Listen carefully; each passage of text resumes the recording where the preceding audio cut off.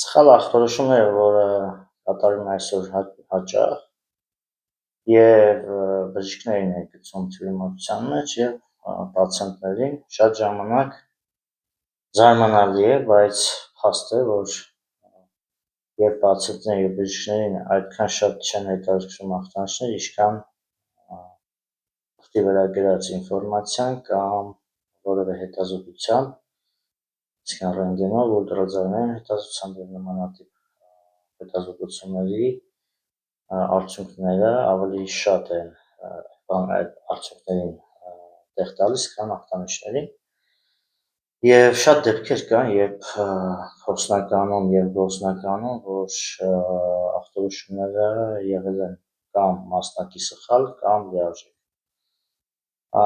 Եվ այսպիսի ախտորոշումներն են, որ բերում են եւ սխալ բուժման, եւ ծանր հետևանքների։ Դեպքեր կան, երբ պացիենտի մոտ սրտի անբավարարություն չկա, միայն հազր է, այսինքն կարա թույլ լորձաթաղանթների բորբոքում լինի, կարա բռունցքների բորբոքում լինի, տանում են հետազոտության եւ ախտորոշումը տալիս են, թե իբր դա այդ, այսինքն ռենտգեն անելուց հետո, թե իբր դա սրտի անբավարարության հետևանք է, բայց հետո պարզվում է, որ սրտի անբավարարություն չկար, այլ վիրուսային ինֆեկցիա էր։ Եվ նմանատիպ հակառակը կա, այսինքն սրտի անբավարարությամբ մարդը հազար է ունենում գիշերները եւ չոր հաս եւ չկա ախտանիշներ, որոնք ցույց են տալի, որ բրոնխիտ կա կամ թոքաբոր, միայն չոր հազ է, բայց ավելի նման է սրտի հազի, բայց գնում է հետազոտությունով ուղարկում են ախտորոշումը, որ տվյալ պացիենտի մոտ թոքաբոր, բայց այդ պացիենտի մոտ է հակառակը, թոքաբոր չէ, այլ սրտի անբավարարություն էր, եւ լինում են նմանատիպ դեպքեր, երբ ընդհանրապես ռենտգեն եւ ուլտրաձայնային հետազոտությունը դրանք լիարժեք չեն ցույց տալիս ամբողջ պատկերը, մասնակի են ցույց տալիս եւ նույնիսկ կատեն կամ MRT-ն դրանք էլ ցույց են տալիս նորից որոշակի ինֆորմացիա դրանք ցույց են տալիս, բայց այդտեղ նաեւ մասնագետի կարևորությունը կա, թե ինչ մասնագետ է, այսինքն բարեխիղճ է իր գործարանում, թե չէ, նոր մասնագետ է, թե փորձալու է, այդտեղ է կարող են սխալներ լինել։ Եվ վերջերս շատ դեպքեր կան նույն այդ սրտի անբավարարության հետ կապված եւ թոքաբորբի հետ կապված եւ ամենաթարմ դեպքերից էլ կա, որ օրինակ պացիենտի մոտ կա որովայնի, խոռոչի եւ թոքերի, այսինքն թոքերը պատող կեղևի բորբոքում, բայց որտեղ այտուցված է, ջուր կա հավաքված, բայց ախտորոշումը եկել է մասնակի ճիշտ, այսինքն այդ շրջանի բորբոքումն է նշվում կեղևի, պատող թաղանթի ավելի ճիշտ, եւ նշվում է, թե իբր կա թոքաբորբ, այնինչ թոքաբորբի ախտանիշներ չկան, այսինքն չկա հաս, չկա խոր, չկա թոքի ցավ, կա հենց այդ պլևրալ թաղանթի ցավ, կա հենց ախտանիշներ, որոնք ցույց են տալիս, որ այդ թաղանթն է բորբոքված, այսինքն թոքը պատող թաղանթ է, բայց ախտորոշումը ես այսպես եմ հասկանում, որ ախտորոշումը այդպես են անում, որպեսզի իրենց ապահովագրեն, մեկ, երկրորդը, որպեսզի եթե նույնիսկ սխալվել են մեկ հարցում, գոնե մի երկու բան էլ ավելացնեն, որպեսզի գոնե դրանցից կեսը ճիշտ լինի։ Այստեղից է սխալ բուժումն է գնալու, այսինքն տվյալ պացիենտին, եթե թոքաբորբի հիվանդությամբ բուժեն, որովհետև օրգանը պատող թաղանթը բուժվում է այլ կերպ, օրգանի ներսի խոռոչը բուժվում է այլ կերպ, դրանք տարբեր հիվանդություններ են։ Եթե օրգանը պատող թաղանթը սկսեն բուժել թոքաբորբի բուժման մեթոդներով, ապա այդ հիվանդի մոտ թոքի ֆիբրոզը ավելի կշատանա, այսինքն շարակցական հյուսվածքները կշատանան եւ կգա մի օր, որ հենց ուռուցքներ կառաջանան։ Բայց եթե ճիշտ մոտեցում լինի, այսինքն հենց օրգանը պատող թաղանթի բորբոքումը բուժեն, այլ ոչ թե հենց օրգանի խոռոչը, ապա հնարավոր է, որ դա վերջնական դուրս գա։ Այսինքն այստեղ փաստորեն այդ ախտորոշում անողի պատասխանատվության վրա է հետագա բուժումը եւ այդ ախտորոշում կատարողը մասնակի պատասխանատվություն է կրում սխալ բուժում կատարող բժշկի հետ։ Եվ այստեղ նաև նշեմ, որ թոքաբորբերը, բրոնխիտները, դրանք այդ հիվանդությունը վերջնական չեն բժշկվում, ընդհանրապես չեն բուժվում հակաբիոտիկներով։ Հակաբիոտիկներով ճնշվում է ախտանիշը, այսինքն դադարեցվում է կատարվող պրոցեսները որոշ ժամանակ, բայց հիվանդությունը մնում է։ Շատ դեպքեր կան, որ հենց հակաբիոտիկներից հետո ֆիբրոզ է առաջանում բրոնխներում, թոքերում, շատերի մոտ, այսինքն երբ որ կուրսերով են անում, ինչի է լինում, որ մարդ կա, ում մոտ խրոնիկ բրոնխիտ է լինում, որովհետև հակաբիոտիկներով են բուժում։ Այսինքն, եթե բուժշկեն առանց հակաբիոտիկների եւ ճիշտ ձևով, ապա խրոնիկ բրոնխիտ չի լինում, բրոնխիտը բժշկվում է, խրոնիկ թոքաբորբ չի լինում։ Եվ այն պացիենտները, ում մոտ հաճախ է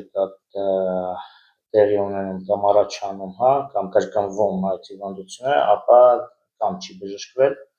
կամ սխալ բուժման ժամանակ վերածվել է խրոնիկի։ Հիմա հակաբիոտիկներով արեցին, հիվանդությունը մնաց օրգանիզմում, ուղղակի բակտերիալ ֆոնը, որը այնտեղ կար, թունավորում էր օրգանիզմը, ժամանակավորապես կանգնեց, բայց նույն ֆիբրոզը ավելի շատացավ, նույն հիվանդ օրգանը ավելի հիվանդանում որպես կան հակաբիոտիկներից հետո, որովհետև ոչ թե մեղավոր է պնևմանիայի բակտերիան, այլ մեղավոր է այն միջավայրը, որը ստեղծվել է պնևմանիայի բակտերիայի համար։ Այսինքն, եթե թոքը առողջ է, բրոնխները առողջ են, մանրէները եւ բակտերիաները երկար չեն ապրում։ Արագ իմունային պատասխանը գալիս, 1-2 օր եւ դուրս են գալիս։ Եթե ստամոքսը նույն կերպ եւ ստամոքսը եթե առողջ է, հելիկոբակտերիան երկար չի ապրում, արագ իմունային պատասխան է գալիս եւ այն գնում է։ Այսինքն այստեղ կարևորը բուժելն է հիվանդ օրգանը եւ պացիենտին եւ ոչ թե ոչնչացնել այն միջավայրը, որը ստեղծվել է հիվանդ օրգանի հետևանքով։ Եվ ժամանակակից բուժումները թոքաբորբերին, նույնիսկ տուբերկուլյոզի, նույնիսկ շատ կան դեպքեր, որ հակաբիոտիկներ ճնշում են մարդու մոտ, այդ խնդիրը մնում է սառած մինչև կգա մի պահ, որ բարենպաստ ժամանակ կսկսի այդ հիվանդության համար, բայց արդեն իմունիտետը ավելի թույլ է լինում, այսինքն իմունային պատասխան կամ չի լինում, կամ թույլ է լինում։ Եվ այդպես են բուժում ճակերտների մեջ ժամանակակից մեթոդոլոգիաներով, այսինքն ախտանիշը ճնշվեց եւ նաեւ ախտորոշումներն են շատ ախտորոշումներ կան ուլտրաձայնային, նույնիսկ կան կատե են արել, այսինքն այդտեղ ավշային հանգույցների կոշտացումներ կա, բայց ախտորոշումը եղել է որ օրգանների քաղցկիղ, բայց բոլոր օրգաններում պարզապես ավշային հանգույցները կոշտացել են, այսինքն այստեղ խնդիրը ոչ թե քաղցկիղ էր, այլ եւ նմանատիպ այլ ավշային հանգույցների խրոնիկ բորբոքումից առաջացել են այսինքն օրգանական փոփոխություններ։ Եվ այսպես շատ դեպքեր կա, երբ որ սխալ ախտորոշման դեպքում հետևանքով մարդուն տանում են եւ վիրահատման, եւ հետո քիմիոթերապիայի, եւ մարդու կյանքը շատ արագ դանդաղում, կրճատվում է եւ կան դեպքեր, երբ սխալ ախտորոշման դեպքում մարդուն սխալ բուժումներով հասցվում է մահվան։ Այստեղ եւ այսօր ժամանակները այնպիսին են, որ եւ ճիշտ բժշկումը, նաեւ ոչ միայն բարեխիղճ բժիշկ է պետք որոնել գտնել, այլ նաեւ պացիենտը պետք է խելացի լինի, որովհետեւ այսօրվա մեթոդոլոգիաները, որոնք առաջարկում են մարդկանց հիվանդությունը մեծ մասը բուժելու համար, խելացի մարդը այդ մեթոդներին չի դիմի, սկզբից կուսումնասիրի եւ կտեսնի, որ այդ մեթոդները տանում են ավելի բարդ իրավիճակի։ Եվ խելացի մարդը որպես կանոն սկզբից կուսումնասիրի, կհասկանա, հետո նոր արդեն կանի այն, ինչը կգտնի ճիշտ է։ Ոչ միշտ է, որ ավանդույթը դա կան ավանդական սովորություններ կամ մեթոդներ, որոնք ճիշտ են, ապացուցված են տրամաբանությամբ աշխատում, կան ավանդական մեթոդներ, որոնք absurd են, ուղղակի մարդը, որ սովորություն ունի, դա կատարում է։ Դա ամենավատ բանն է, որ մարդը սովորությունով անում է այն, ինչը սխալ է։ Դրա համար սխալ ախտորոշումների համար պետք է պացիենտը ուշադիր կարդա, ըմբռնումով միանգամից ամեն ինչին չհավատա, մի հատ ուսումնասիրի, մի քանի մասնագետի հետ խորհրդակցի, հետո ախտանիշները համապատասխանում են, դա կարևոր է այդ ախտորոշման թե չէ, թոքաբորբ կա, լավ, եթե թոքաբորբը գրած, ինչու ես հաս չունեմ, ինչու խորք չունեմ, ինչու խորքս չոր չի գալի ցավով կամ ընդհակառակը, կամ ինչու արուն չի գալիս, կամ այսինքն այսպես ախտանիշները համադրելով նոր կարելի է հասկանալ այդ ախտորոշումը ճիշտ է եղել, թե ոչ, առողջ եղեք։